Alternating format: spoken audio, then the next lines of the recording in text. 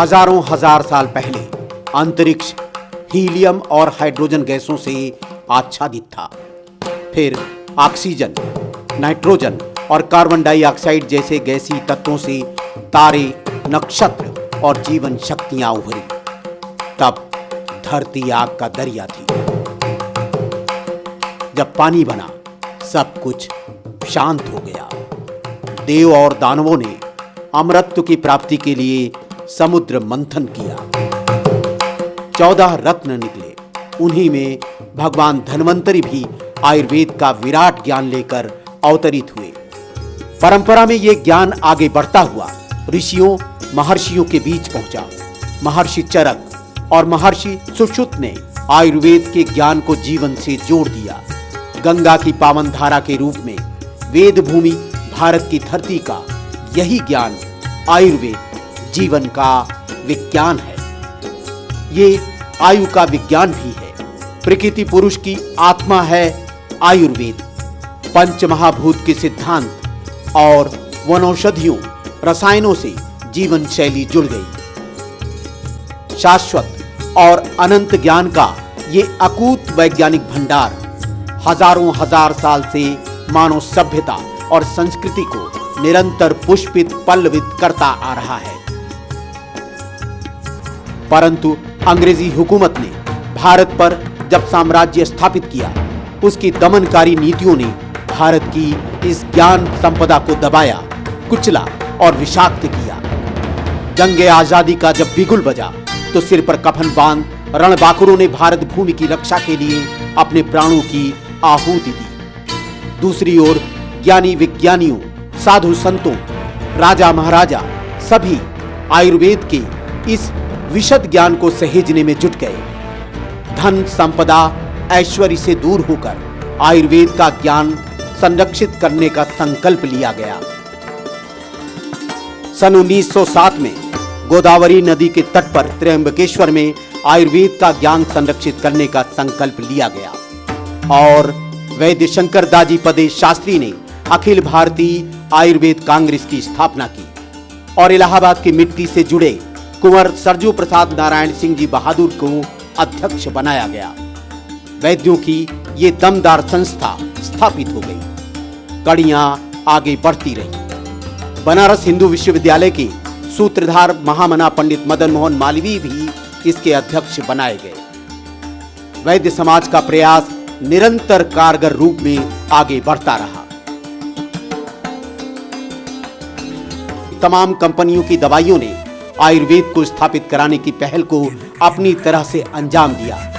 इसका उत्तरोत्तर विकास होता रहा। आजाद हिंदुस्तान की सांसों में वैद्य समाज का योगदान आयुर्वेद महासम्मेलन के माध्यम से देश के कोने कोने में पहुंचा।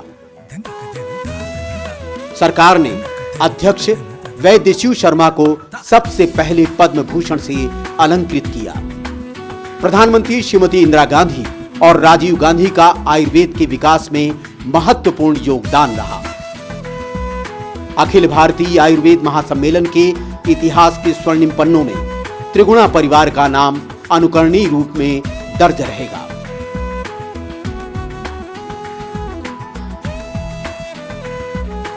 पिता पुत्र की इस युगल जोड़ी ने देश विदेश में आयुर्वेद को पुनर्स्थापित कराने का जो प्रयास किया, उसी से आज आयुर्वेद क्रांति हुई है।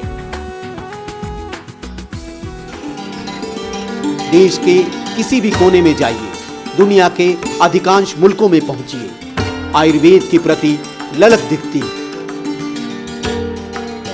और आधुनिक वैज्ञानिकों को भी ये कहीं अधिक आकृष्ट कर रही है।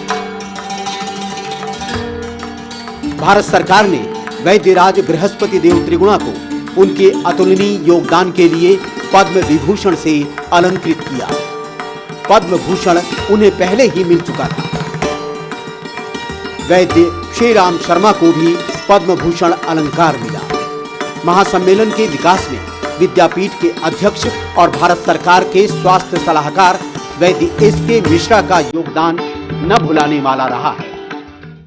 आयुर्वेद के विकास में पिछले 35 वर्षों से सतत योगदान दे रहे वैद्य देवेंद्र त्रिगुणा एक हस्ताक्षर बन चुके हैं। पद्म भूषण राष्ट्रीय अलंकरण से वो सम्मानित किए गए। पद्मश्री पहले ही उन्हें मिल चुका है। अखिल भारतीय आयुर्वेद महासम्मेलन के वो अध्यक्ष हैं और शताब्दी समारोह भी उनके ही नेतृत्व की देन है। हमने आयुष विभाग को बनवाया, जो कि हमारी बहुत बड़ा लोगों से, वैद्य समाज की, सारे देश से लोगों का मांग थी। राजीव गांधी जी हमारे पूर्व प्रधानमंत्री थे, हमने उनसे बात की थी।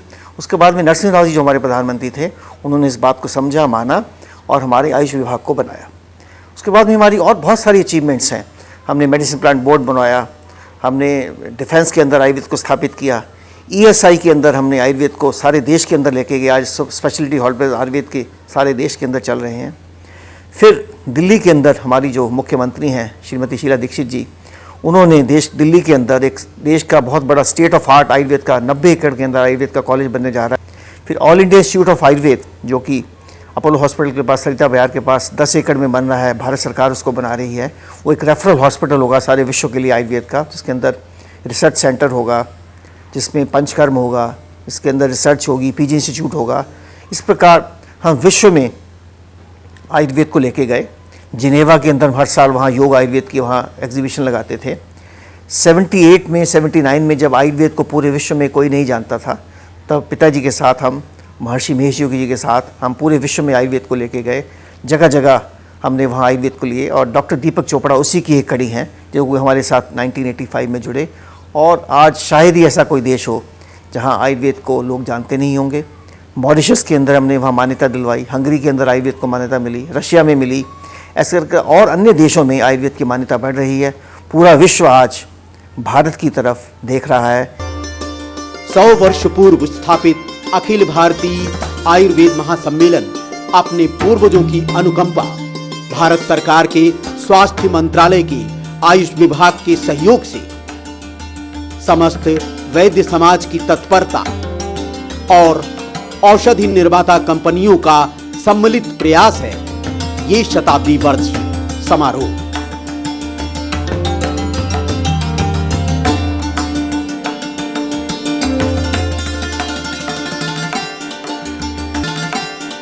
आज इस शताब्दी वर्ष के इस पावन अवसर पर हम सब संकल्प लेते हैं कि हम सब वैद्य समाज पूरे देश और विश्व के लिए अच्छे स्वास्थ्य की, समाज की निरोग की स्थापना करेंगे। हम सब मिलकर इस आयुर्वेद महासम्मेलन से पूरे विश्व में स्थापना करेंगे।